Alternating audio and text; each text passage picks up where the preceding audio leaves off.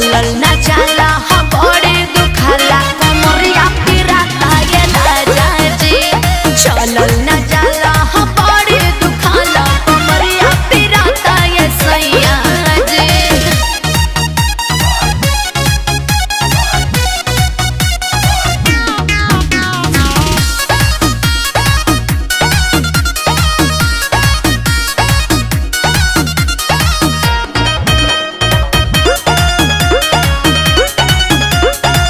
लोहे लोहे लिही मचा ये राजा जी कब प्यार हो कि बन जाता सहजा जी।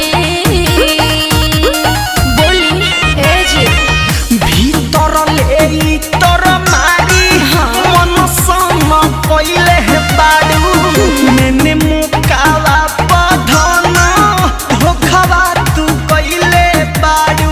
ऐसा बात नहीं खे उठे तूफान लागे ले जान पूरा घर लतन छटपटाता है जी।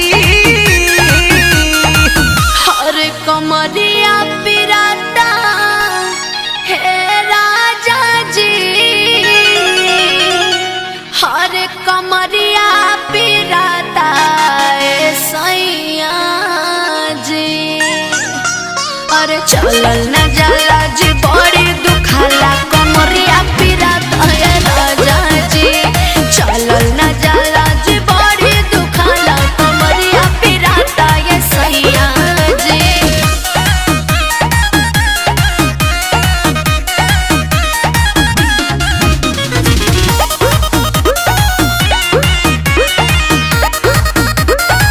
काल्हू अपने नुहा जुड़वाइले हम तन माफ करी आज भर गोलू सोनू सारा गाँव बुझने।